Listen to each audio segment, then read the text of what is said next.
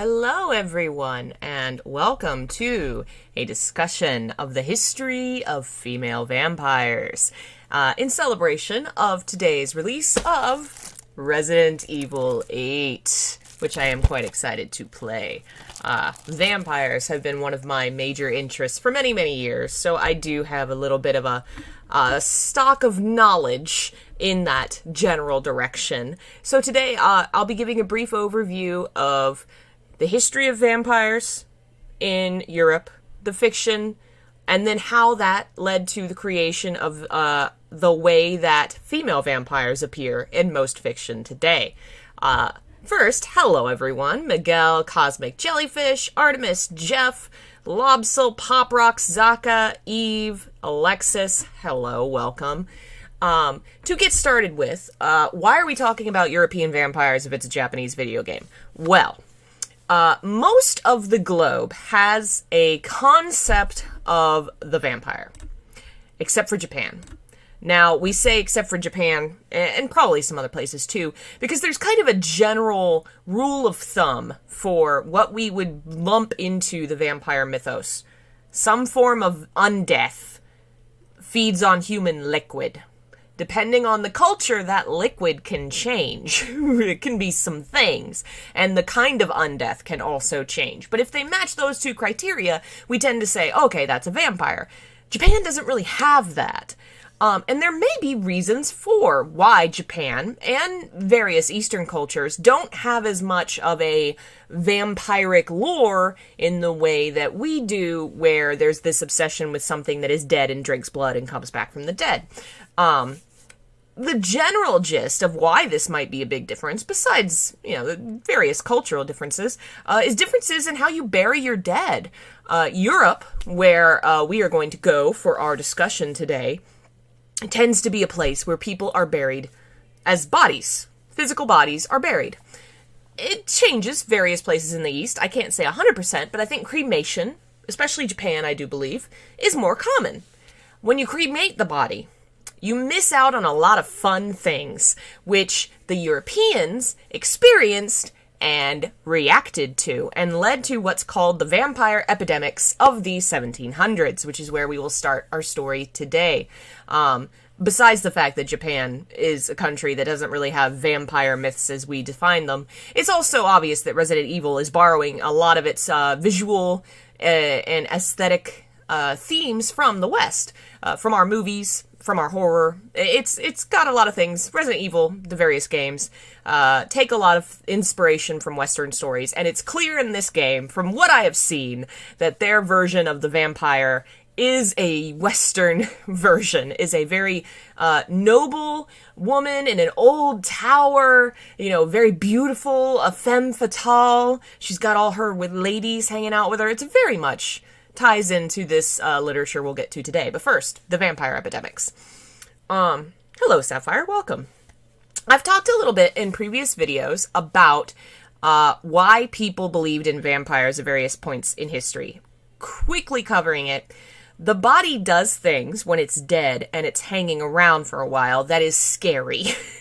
It'll do things like swell and make sound. Gas will come up the throat, which activates the vocal cords and makes it sound like you're talking when you are dead. Your cheeks will flush because your body starts to degrade and blood will rise to the surface. You may even bleed from the mouth. There was a lot of reasons why people felt like the bodies were still moving and doing things, and were, bleeding in a way that made it look like, oh, well, maybe that thing's getting up and doing something. Because these bodies were hanging around to be buried, they had the chance to see these things and be scared by them and try to find a way to understand them. And so if you look in the 1700s in various historical documents, there's a lot of documented evidence of situations where people were accused of being vampires after they died. Situations where 3, 4, 5, 6, 7 bodies were unearthed and claimed to be vampires, where, political and systems of power were having to deal with these vampire epidemics, and is this supernatural? Is this real? Scientific people were trying to figure out what's happening here? Why does this keep happening? They were having to try to come up with theories to explain the vampire epidemic. Probably a combination of not understanding body decomposition, lots of deaths from epidemics and things leading to more bodies and more fear and more reactions like this. Lots of different things that could lead to all these various small town people saying, oh, it's a vampire. So that's where the very first modern obsession with the vampire comes from. Because not only are these epidemics happening, they're being written about. And those stories are selling like hotcakes, not just as reports being shared among the elite and researchers, but also as just like kind of like tabloid journalism of like, hey, look, the people out in the countryside got vampires again, and people loved it. It was very, very, very popular. And so because it was such a very hot topic, a very well-known thing, it was starting to become part of literature. In the early times, the way that it became part of literature varied quite a lot. There wasn't really a set of tropes or ways that the vampire would represent itself. Have I read Carmilla? I have, and you will hear some of it today. It's a very good story. The vampire could be a lot of different things and might involve basically someone living parasitically off someone else. Sometimes this involved psychic stuff, the mind. Sometimes it was just like spiritual, or it was implied. A very influential poem called Christabel by Samuel Taylor Coleridge, I believe. I could be wrong, and my poor romantic poets professor from college is probably sitting up at his desk somewhere like, what? Did you quote wrong? The Christabel was a very famous poem in which a young woman was slowly having her life drained away by another young woman, but there's not really a description of what the woman is doing. It's very wink, wink, nudge. There's kind of a part where it's like her shirt or her clothing was driven away to show the paleness of her breast. Oh, look away. Oh, poor Christabel. And it was very, very influential, to the point that it was a poem that was read aloud at a party among quite a few famous writers: Lord Byron, Mary Shelley, Percy Shelley. And it scared poor Percy Shelley so much that he was afraid of his wife's breasts for a couple of days. He had a bit of a breakdown. It was very frightening. Listen, he was having some issues, but he did get very afraid for a little bit. Is it true that Carmilla was written before Dracula? It is, and Carmilla was influential to Dracula, to the point that Bram Stoker traveled to, I believe, speak to someone that was involved with Carmilla, or it was a researcher. It's been a while since I've read up on my Dracula. We won't talk too much about him today. But Carmilla was the first of the very, I guess, seductive, very successful seductive vampires. We will talk about her. So the epidemics, very, very popular, and it's getting this idea of a parasitic monster into people's minds and into the culture. What's going to make it explode into a literary genre is that group of people I mentioned, the writers Lord Byron, Percy Shelley, Mary Shelley, John Polidori, and, well, poor Claire, who never really shows up in literary terms because she was not that important, but she was there. This was a group of people that were having a vacation. You know how you do when you have money and it's the European 1800s, I don't know the date, and you're just got money and you're wandering because that's what you do. Lord Byron was traveling, and if you don't know who he was a international superstar of Europe, infamous. Think like the Kardashians today. He was a very, very famous and infamous person that people loved to hear about because there was always some kind of wild story going on about him. He was known for some really wild stuff. He had a very, a persona that he put on. He knew he was basically acting on a stage and he indulged himself in it. And, he was a very prolific writer. He wrote a lot of fiction, and poetry is probably what he's more famous for, but he was very successful in his time, and because of his, wild behavior, was also very controversial. And so he was, very much like tabloid journalism, always writing about this guy. Very, very famous. John Polidori was his doctor and also working as his accountant. He was working for the guy. They did not like each other. Byron probably would have preferred if Polidori was not on this journey with him. Polidori probably would have preferred it, but they were stuck together by circumstances. They were staying at the house. I cannot remember the name of it, but it was the same house in Italy, I believe, that was it Milton wrote at? It was it has a very famous literary history, this house. They chose this house because they were like, how cool is that? Famous things have been written here. We'll chill here. Percy Shelley was also a very famous poet, with some troubles of his own, less so than Byron, but some dramas in his past. He was married to Mary Shelley. I do not know if that they were married at the time. Lots of drama in their relationship. If you want to know more about them and all this history, The Monsters by Dorothy and Thomas Hubler goes into big detail about all these people and their drama, especially Mary Shelley. And Claire was a tag-along with this group who was pregnant with Byron's baby and wanted him, and he did not want her, and he kind of was trying to avoid her, and she followed him across the country. Yeah. But anyway, so she was there. Not that important. So the five of them were staying in this vacation house, chilling, and a bad storm came along so that they were stuck inside the house for a while. Now, this story has been mythologized. Mary Shelley wrote about it in her one of her editions of Frankenstein 15 years after the fact, after it happened. So how much truth is in her version? Probably not. We know some of it's not true because journals from the time contradict it. But the story goes that they were stuck in the house because of a storm, and since they were bored, Lord Byron says, hey, let's have a competition and all write some kind of frightening story and try to frighten each other. The details, when you actually look at all the various journals and things at the time, it probably didn't happen like this. Mary Shelley was trying to make her, the origin of Frankenstein very gothic in its own right. Who can blame her? It probably went a long way to helping to sell new versions of her book. But what we do know is that from that time, living in that house together, two very important works of fiction were created. Mary Shelley's The Frankenstein was written, and her husband Percy helped her with a lot of the editing and rereading on that. And The Vampire, with a Y, Vampyre, The Vampire by John Polidori. John Polidori is, as I've said, he was the doctor to Lord Byron, and he did not like Lord Byron. And he really, of the group here, was not famous, or well-known, or successful. He was having kind of a hard time with his everything, and unfortunately was just could not measure up to Byron, or to Percy Shelley, or eventually Mary Shelley, because Frankenstein was going to make her super famous. He was the odd one out. But he wrote a story based on his experiences with Lord Byron, who he did not like.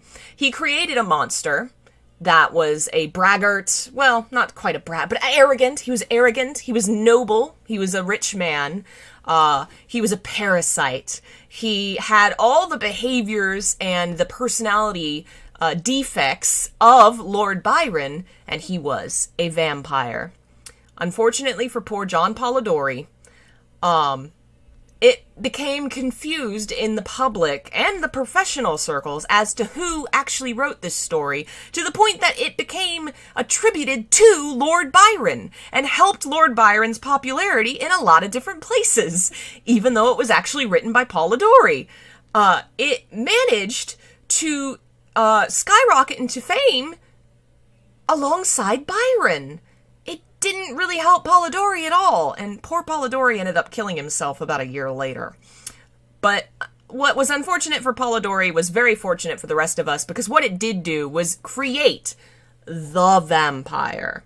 We had the impetus for this. The vampire epidemics, everybody's curious and intrigued by this concept. They want to hear stories about these things. Well, now we have the beginning of a genre of literature that is specifically tailored towards the vampire. And it's created this first image of what the vampire is. Someone that's rich and noble and powerful and tormented. What we call the fatal man. Like Lord Byron's Don Juan. A fictional character who is alluring, dramatic, sexual, seductive, but there's something really broken and wrong in them that leads to their tragedy or to the tragedy of those around them, like Don Juan, or if you go back further, like John Milton's Satan. It was a very popular trope at the time, and it became enmeshed in the vampire at this point, specifically the male vampire. It kind of appears throughout the genre, but it's really heavily associated with the male vampires because of Byron. Byron, because of this, becomes the blueprint for modern European vampires. A disabled, bisexual weirdo becomes very dramatic, very theatrical. He becomes the type that will lead to all the vampires that come after it. We have Lestat from Anne Rice's Vampire Chronicles because of Lord Byron. But we're not here to talk about Lord Byron and all those. We're here to talk about female vampires. So, where do we go from the vampire? Well, the vampire, let's see what year that came out. I did not write that down, did I? Because I am bad at remembering to write things down. I'm going to double check that real quick. Believe... Check my year. 1819. That makes sense. 1819 is when The Vampire came out. So what we see is a lot of vampire stories coming out around that time and afterward. For basically the next 200 years, it would never stop. Now, there's a lovely section in this book, Vampires, from Lord Byron to Count Dracula, that describes the rise of the female vampire, who we would call the femme fatale. There's a couple of different vampire sort of character tropes. The fatal man as the tormented, think Dracula from Castlevania, or Dracula from Dracula, Lestat. That's the tormented sexual male vampire. The female tended to be the femme fatale. A lot less of the torture and the sorrow, and a lot more violence and sex in a really powerful kind of Black Widow, praying mantis type way. Carmilla, as a couple people have mentioned so far, is going to be a major factor in that. Probably the most famous version of the story. But there were so many of them in multiple countries throughout Europe. The Fatal Woman made tentative appearances in Germany and France during the early period of Romanticism, but came into her own during 1840 through 1880, a period of fascination by male authors with the exotic, the aesthetic, and the decadent. The Medusa formula was not to become really successful until the 1880s and 90s, reaching the early cinema with the Vamps, well before the Satanic Lord. The Fatal Woman was there to establish a type of Byronic hero. It mentions quite a few different people that contribute to it. Does it say? Nah, we'll basically go from there. So we see vampires divide up into different types, and the female is definitely going to go in one way. And, oh, well, thank you, Colin. I do know a lot about obscure topics. I assume Stoker must have read the book during college. Well, Stoker's history is really... We could do a whole video about where Dracula came from and why, and it would be its whole thing. Will we do live readings of Carmilla? We will, soon. I'm actually got a book here, The Vampire Archives, marked quite a few. We're going to read a few different versions of the female vampire. What you tend to see... I have read through multiple books of the last 200 years of female vampires. You tend to see the same things. They are beautiful, for the most part. If they're described as not beautiful, usually they're described as hungry, gaunt, thin, starving, hungry eyes. They are secretly monsters, but on the surface, very beautiful. They'll sometimes be the wives or the mistresses, or in some way, someone that the main male character, or sometimes female, actually desires and wants, which is very different compared to the male vampire, who was not always that character. Dracula has a romance in it, but never so close as to be married to his love interest.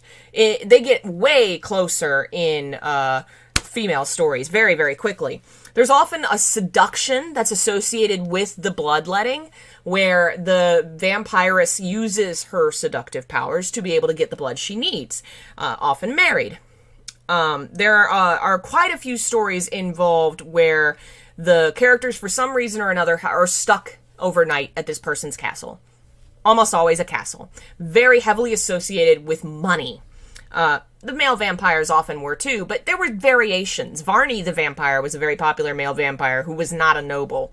Women almost always were nobles. There were a lot of dreams where either the person would meet the vampire in a dream, or they would dream, and the dream was kind of what they interpreted the bloodletting to be. A lot of associations with dreams.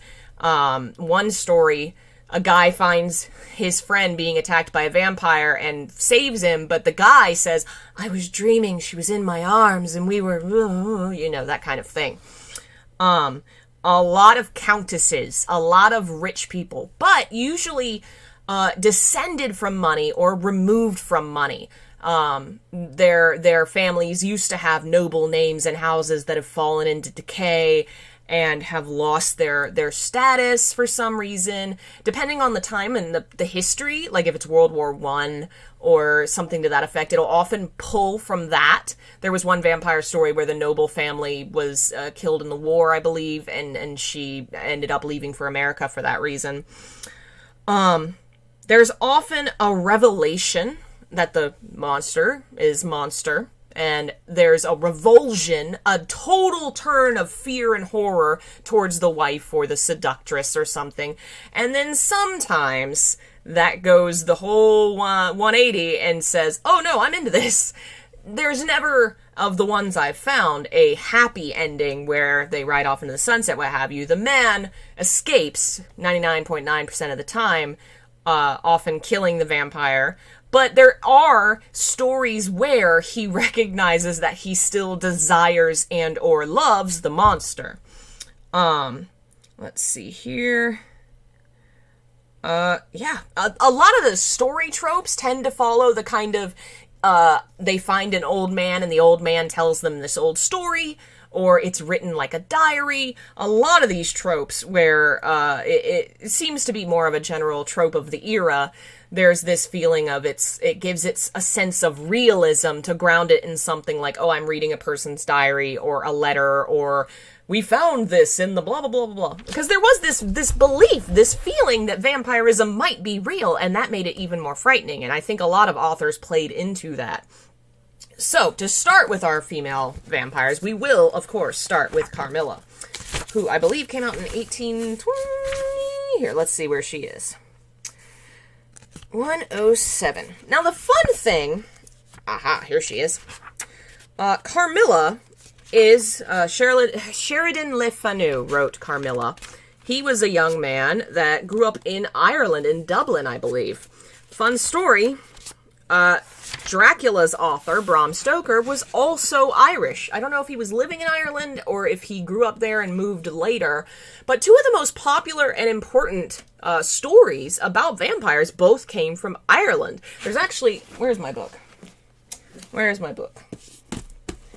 Bloody Irish is a discussion of Irish vampire stories, with often focus far more on the hunger. There's actually this mythos of a kind of fey creature that, or an experience where if someone dies of hunger in a place and you walk through it, there's like this hungry grass that will make you feel their suffering, this association there, which, considering the history of Ireland and the starvations and the hunger that's happened there, it's no surprise that there's this idea about the horrors of that kind of experience, that kind of hunger.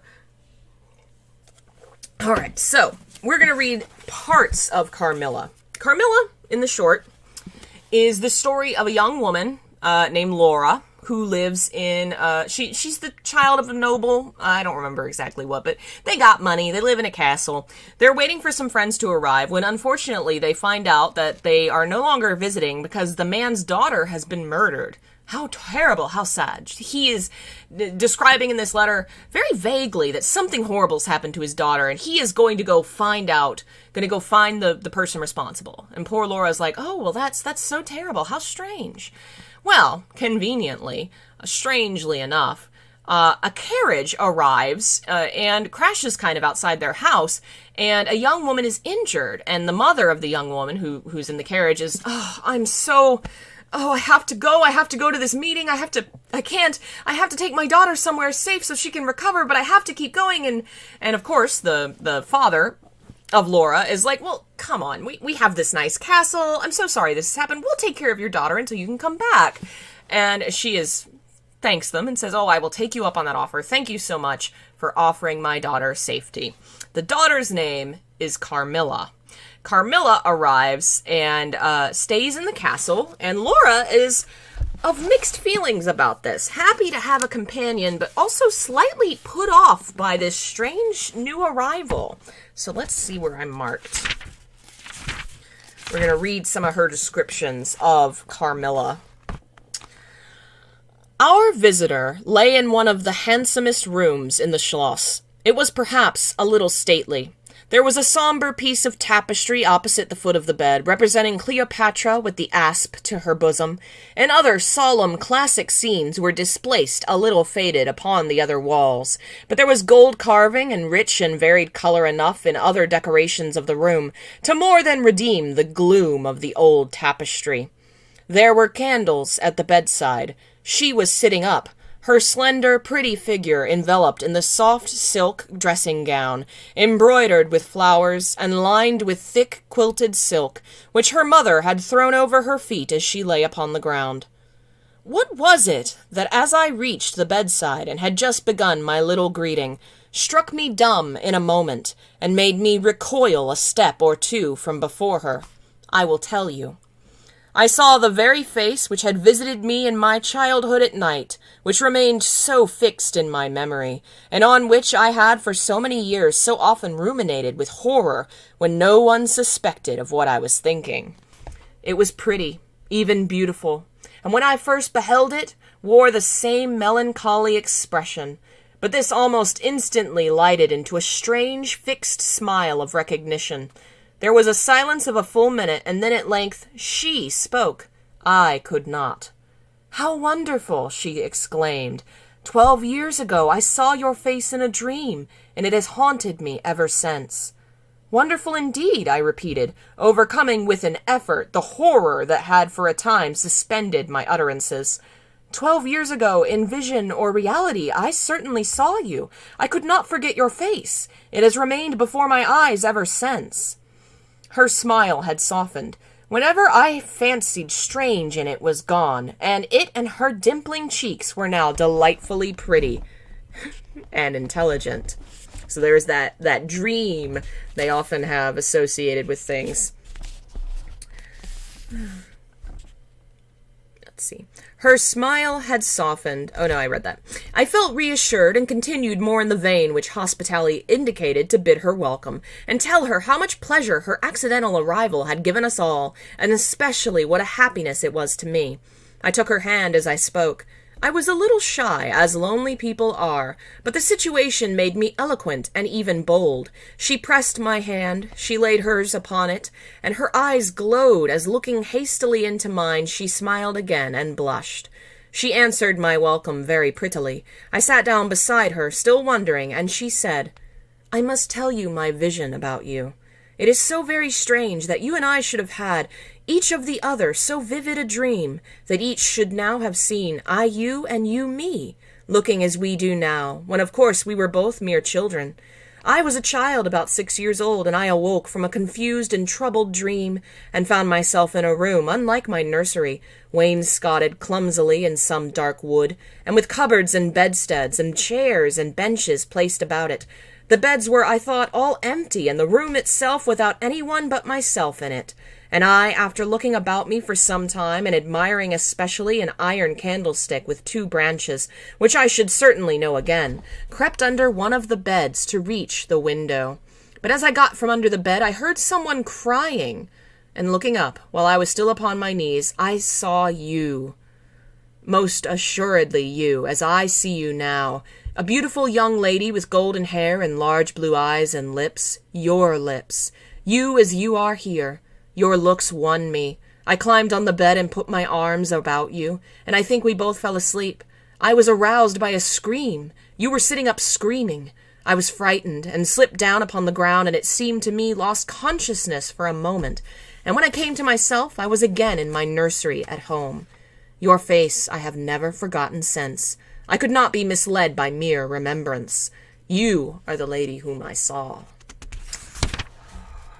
So, of course, they meet. She's strange but beautiful, and they knew each other in a dream once. She's so dainty and well-spoken and so alluring, but there's just something a little off, something a little strange. Our character, Laura, continues to describe. I've flipped a page. She used to place her pretty arms about my neck, draw me to her, and laying her cheek to mine, murmur with her lips near my ear, "Dearest, your little heart is wounded. Think me not cruel because I obey the irresistible law of my strength and weakness.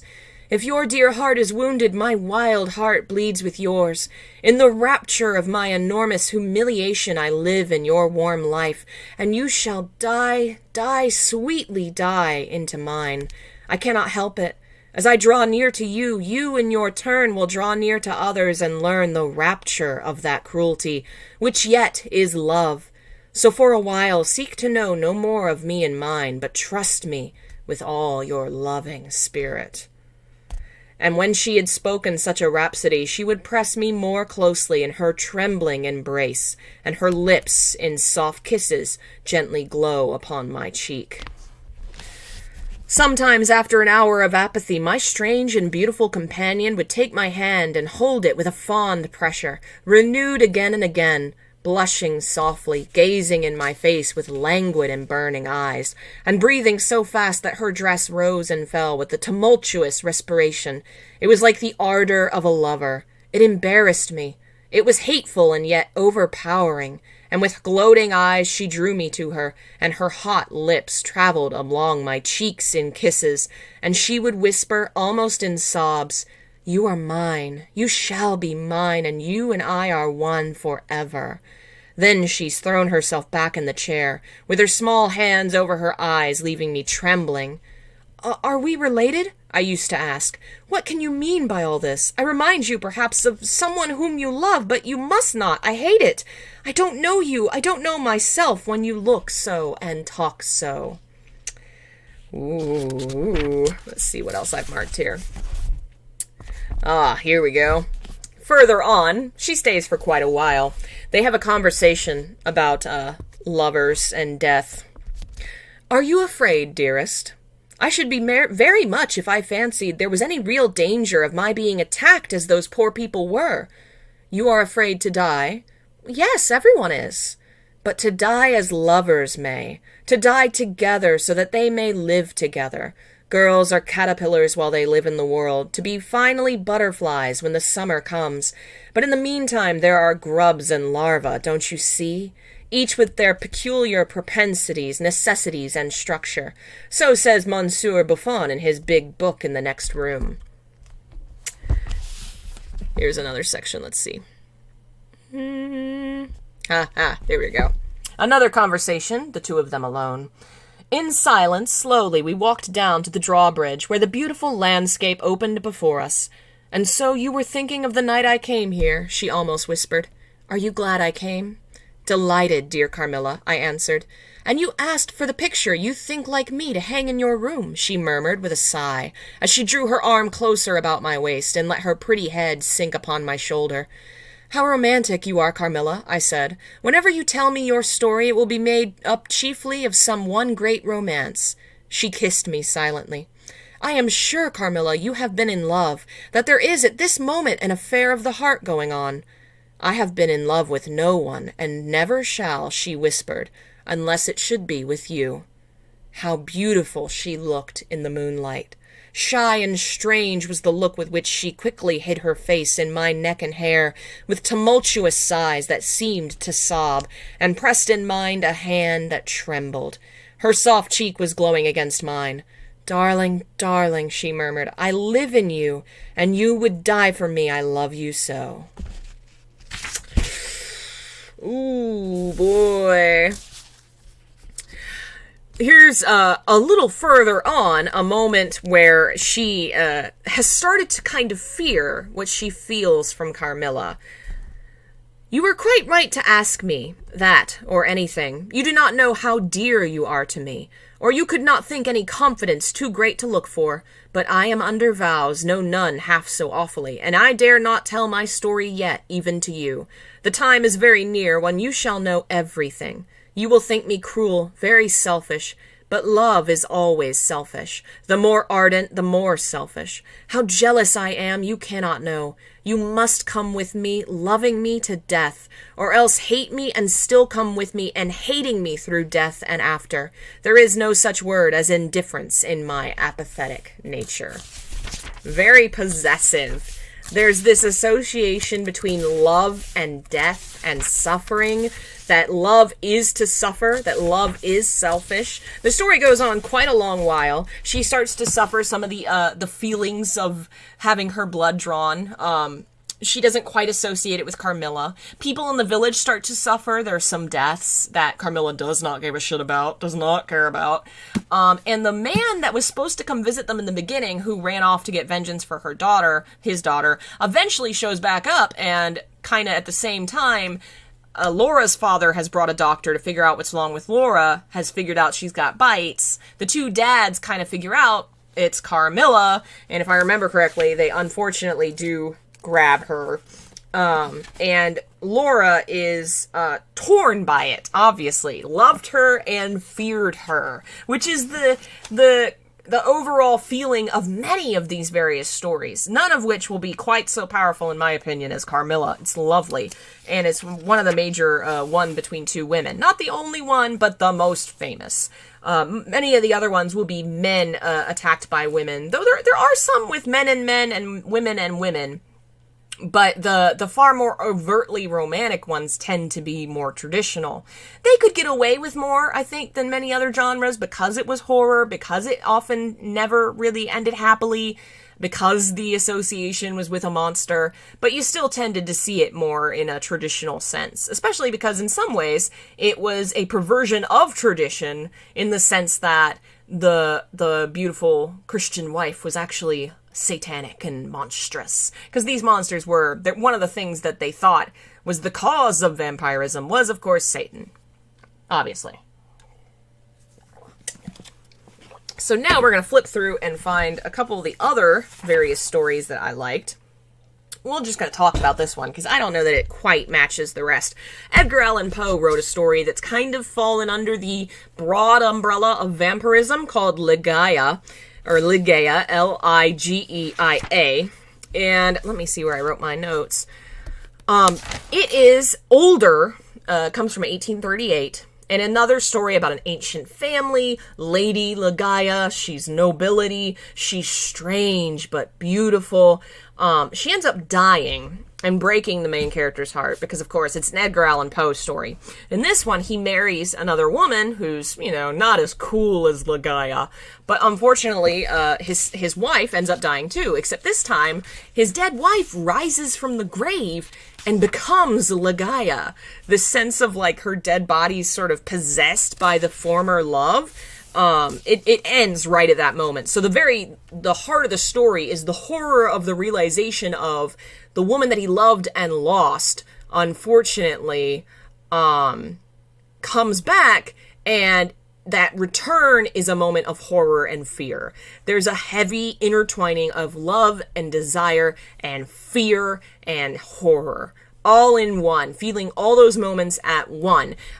There was a term for this idea. Let me see if I can remember the term. The tempestuous loveliness of terror. I don't remember what author coined that term, but it was the idea that feeling all those things at once, that power, that ecstasy, that terror, that fear, that was really addictive, and people liked it, and that was the big draw of many of these stories. Let's see here. The Old Portrait. The Old Portrait is by Hume Nisbet, and is from 1900. It's a very short story. Another female vampire who dies. It's not as interesting to me, but it does have that very last, this kind of the trope of the very last part of the story is the horror and realization that I love and I fear her. You know, very, very typical of these stories. Let's flip to a good one. What's this one? The Singular Death of Morton. This is fine. Not this one. Oh, wait, here we go.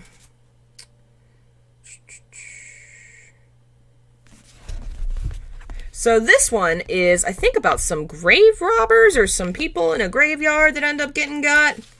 It describes the vampire here as a white face with shining eyes and teeth. As the form rose, the moonlight painted it with its own strange pallor. It was weird, unreal, horrible, and across the mouth, downwards from the lips to the chin, ran a deep stain of crimson. The next moment, the figure slid with a queer, gliding motion toward the trees and disappeared among the yews and tombstones in the direction of the church. Very lovely one by Algernon Blackwood. Another very short story from 1910. Let's see. There was a lot of these short stories because they were publishing them in like magazines and stuff, Phantasmagoria and things, and people really were just eating these things up. An older one that's a poem that's kind of thrown under this. I don't know that really... I mean, I guess it is. La Belle Dame Sans Merci, The Beautiful Woman Without Mercy, by John Keats, is a poem from 1820, which puts it around the height of the vampire, the femme fatale vampire beginnings, which kind of go from, 1820 to 1840, and then the 1880 and 90s is when they get real big. His poem's very short, so I might as well just read the whole thing. Oh, what can ail thee, knight-at-arms, alone and palely loitering? The sedge has withered from the lake, and no birds sing. Oh, what can ail thee, knight-at-arms, so haggard and so woe-begone? The squirrel's granary is full, and the harvest's done. I see a lily on thy brow, with anguish moist and fever dew, and on thy cheeks a fading rose fast withereth too. I met a lady in the meads, full beautiful, a fairy's child. Her hair was long, her foot was light, and her eyes were wild. I made a garland for her head, and bracelets too in fragrance zone. She looked at me as she did love, and made sweet moan. I set her on my pacing steed, and nothing else saw all day long. For sidelong she would bend and sing a fairy song. She found me roots of relish sweet, and honey wild, and manna dew, and sure in language strange she said, I love thee true. She took me to her elfin grot, and there she wept and sighed full sore, and there I shut her wild, wild eyes with kisses four. And there she lulled me sleep, and there I dreamed, ah, woe betide, the latest dream I ever dreamed on the cold hill's side. I saw pale kings and princes too, pale warriors, death pale were they all. They cried, La Belle Dame Sans Merci hath thee in thrall. I saw their starved lips in the gloom, with horrid warning gaped wide, and I awoke and found me here on the cold hill's side. And this is why I sojourn here, alone and palely loitering, though the sedge is withered from the lake, and no birds sing. See, the whole, crux and focus of it is the moment of the realization that what I desire is so terrible and horrible. Think about the culture this is coming from. England, France, Germany were really big on these stories, but generally Europe, and in England, the repression that's going on there with some of the sexuality and the rules of the society. It's no wonder that in return you end up with all these stories that are very horrifying and sexual at the same time. Let's see. Oh, I like this description. The Room in the Tower by E.F. Benson, which comes from 1923, London. Most of these stories are from England. The other book has some French ones, but... It represented Mrs. Stone as I had last seen her in my dreams. Again with the dreams. Old and withered and white-haired, but in spite of the evident feebleness of body, a dreadful exuberance and vitality shone through the envelope of flesh. An exuberance wholly malign, a vitality that foamed and frothed with unimaginable evil. Evil beamed from the narrow, leering eyes. It laughed in the demon-like mouth. The whole face was instinct with some secret and appalling mirth. The hands clasped together on the knee seemed shaking with suppressed and nameless glee. Then I saw also that it was signed in the left-hand bottom corner, and wondered who the artist could be. I looked more closely and read the inscription, Julia Stone by Julia Stone. He was looking at a picture of the woman and was like, oh no, it's her. And often the usage of photographs or paintings to reveal that somebody's been alive for far too long. Very common trope here. Let's see this one. When It Was Moonlight by Manly Wade Wellman, which is actually a story, funny enough. Let's see. Oh, this is 1940. This is pretty recent comparatively. It's actually written about Edgar Allan Poe falling in love with a vampire. Let's see how they describe the vampire. Oh.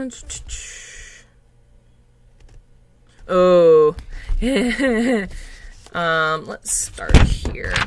So I think he ends up staying at her house, which again, the trope of, in the middle of the night, I need a place to stay. Ah, a convenient, creepy castle.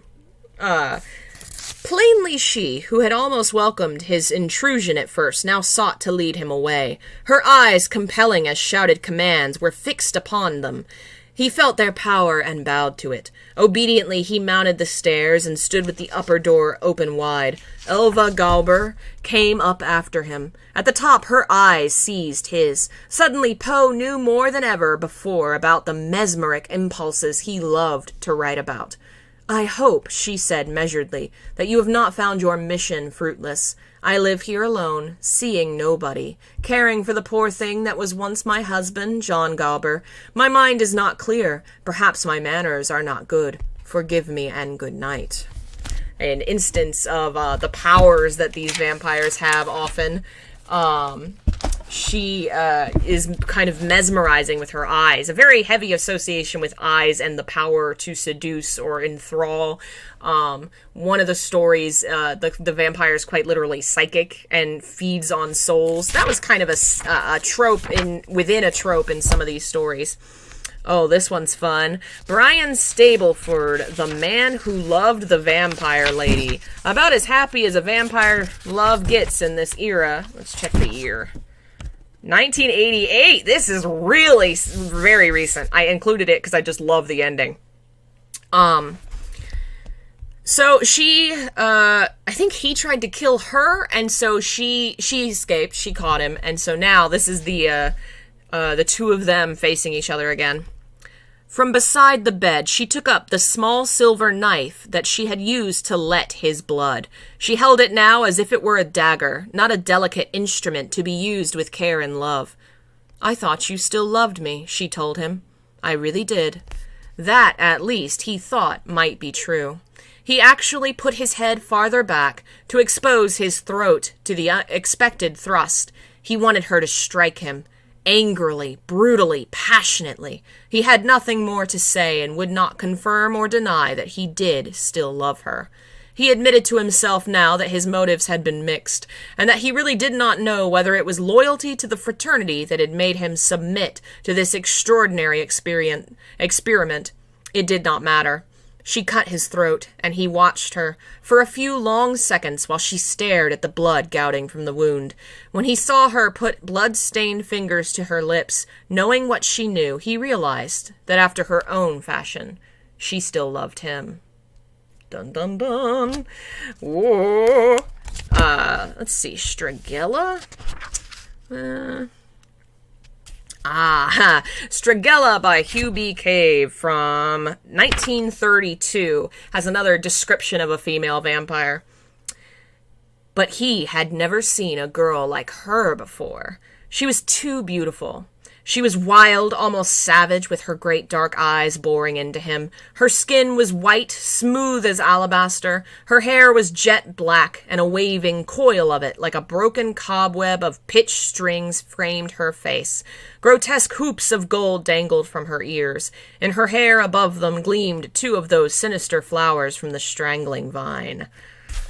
The women are always so incredibly perfect and beautiful, and yet something is wrong with them that no one can quite figure out. Let's see if I marked any stories in here. Oh, Wake Not the Dead. And A Kiss of Judas. Ooh. We won't keep reading those because my voice will give out. But I will go over some of the cool covers, some cliff notes of some of these female characters. M.E. Braden wrote Good Lady Duquesne in 1896, which was an interesting story in that it was a vampire story that wasn't a vampire story. The turn of the story is this old woman keeps hiring these maids to work with her. She needs these assistants. She has this doctor that helps take care of her. And unfortunately, these women keep getting sick and leaving. Turns out 2 of them died. But this young lady is poor and she needs money for her family, so she goes to work with this lady. But she ends up getting really sick too for some reason. And she finds these marks on her arm, and the doctor's like, oh, that's okay. It's a mosquito. Literally, that's the excuse he gives. Okay, it's a mosquito. And it has all of the marks of a vampire story. All the twists and turns, the dreams that she has, the illness, and it's 2 women, except not even sexual at all. She doesn't even really have a relationship with the old woman.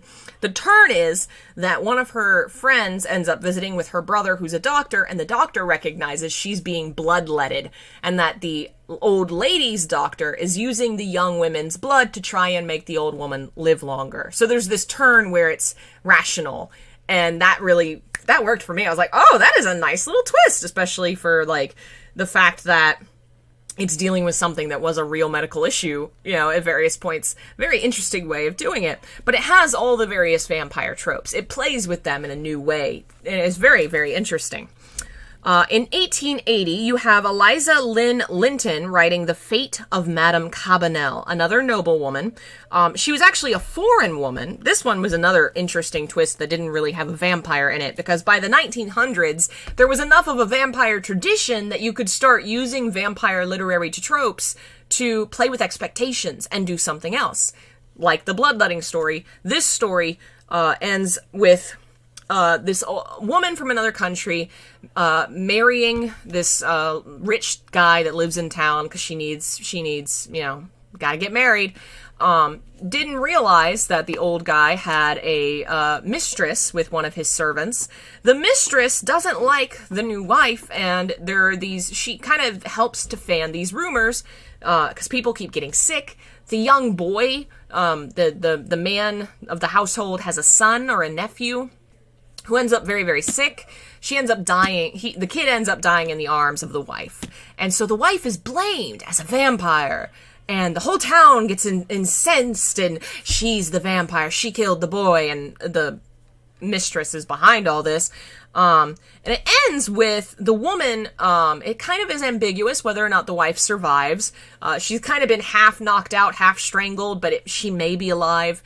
Most of the town has kind of turned away and been like, oh, okay, we're gonna try and murder a lady. This is more than I expected. The housekeeper, Adele, the town kind of turns and says, hey, most of the people leave except for like 2 dudes. And the husband finds her and is like, hey, what the fuck? And she ends up throwing herself over a cliff. Suitable.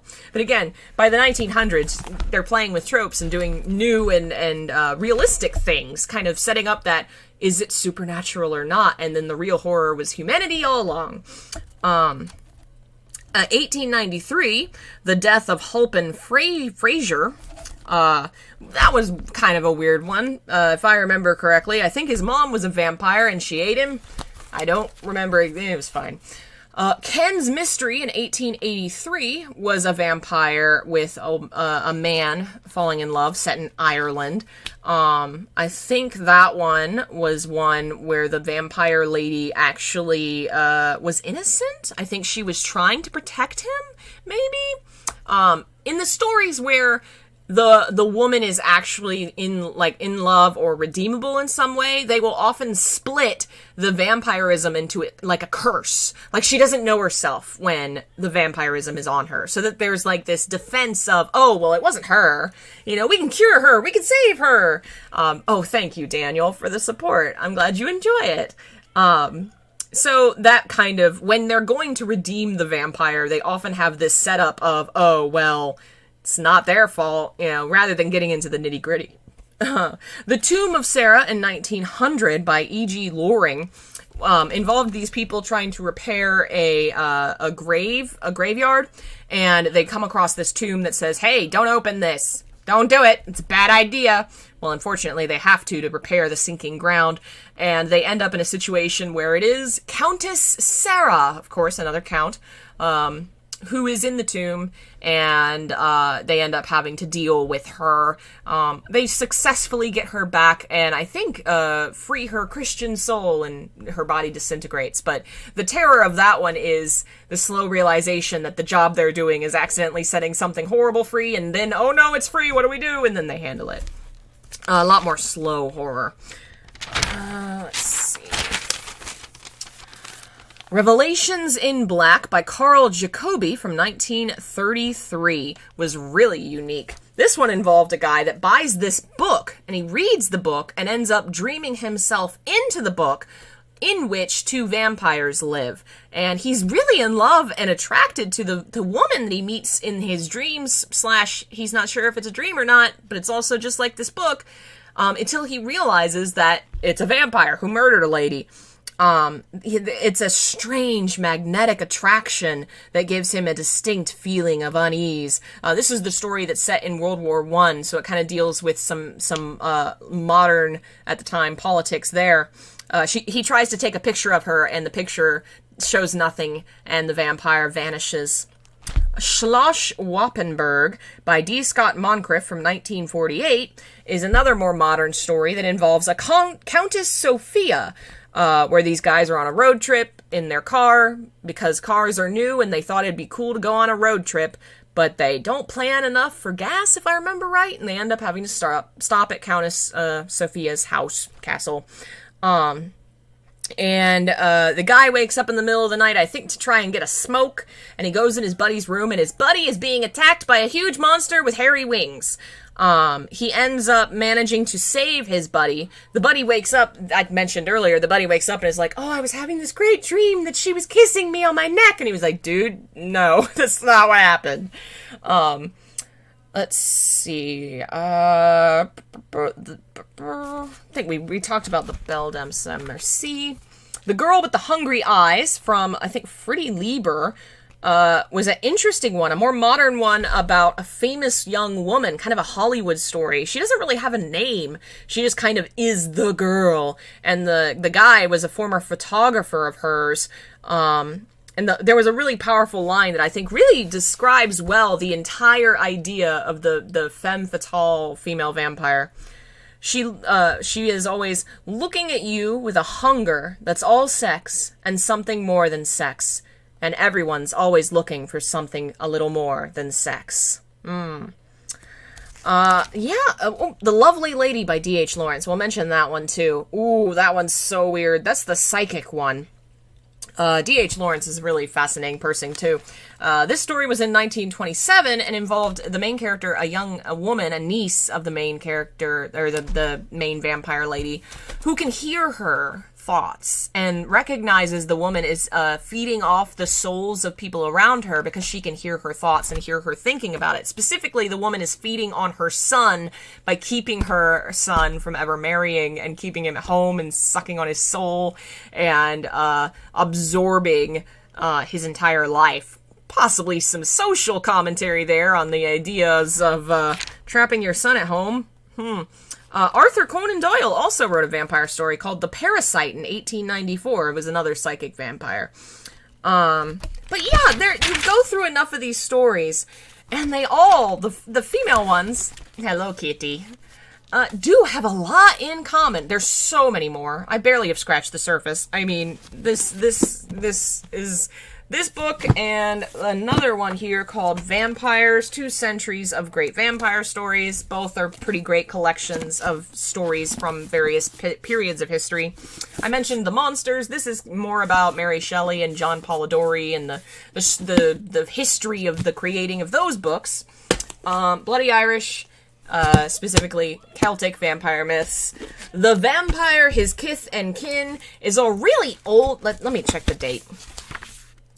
It was reprinted in 1991. There's no way it was written in 1991, or I'm gonna go back to 1991 and stab whoever wrote it. That's the only date it has. I thought it was older than that. Yeah, okay. 1880 to 1948 was the guy that wrote it. So he definitely didn't write it in 1991. So, a very old book about vampirism that I haven't finished reading because it is one of those kind of tough books to read, but it has more of an older perspective. And then In Search of Dracula is a really famous, kind of a more modern discussion of Dracula, which we didn't talk about today, but one day we may do more. But yeah, where does our Lady D come from? Well, a very long history of the femme fatale, especially the nobility, the powerful aspect to her seductiveness. She is the kind of embodiment of all the various little bits and pieces and tropes of 200 years of fiction turned to 11 in that kind of campy way that Resident Evil does. The moment I saw her, I was like, oh, that's amazing. Because she is just very much everything that these writers were writing turned all the way up, and then turned, of course, into something very powerful and frightening in a very real sense that she's gonna snap your neck if you don't, run and push X fast enough, which is fun. We will be streaming that game this weekend, probably starting tomorrow at noon, I think. I'll let y'all know on Discord when I can move that time period up. If you want to know more about vampires, check out my second channel. I've also talked about vampires over there. Link is in the description. That was in more general terms, not talking about a video game, which is why this video is on this channel. I read books, do all kinds of stuff over there, so if you like what I do, check it out. If you like what I do and you want to support it, consider becoming a member. For as little as 99 cents a month, you get access to bonus content, and you help me keep this going. You can do that through Patreon, YouTube membership, or coffee. You can buy my books. Silent Hill books are now all finally in stock, including Silent Hill 2. There are ebooks, audiobooks, all kinds of junk in my coffee store. Links in the description. Follow me on social media if you'd like. Aw, thank you. Yes, the Celtic Tree of Life. And what game am I streaming tomorrow? Resident Evil 8. Yeah! I had to get that. Yeah, I had to. And yeah, I think that's all the news for now. I will be back tomorrow with Big Vampire Lady. I really hope she's got a really cool... If she's only there for, the first hour and then I'm gonna be sad. I'm gonna be so sad. I can't wait to watch her turn into a giant tentacle monster, though. She's gonna. Somebody's gotta. Thank you to all of our members who are here today, like Daniel and Jeff. Who else did we have? Daniel donated. Thank you so much for the support. Yeah, it looks like y'all are the stars. Oh, Alexis is also here, or was here. Thank you guys so much for your support. And I will be back again sometime soon with more things. Thanks for listening, and I'll see you next time. Bye.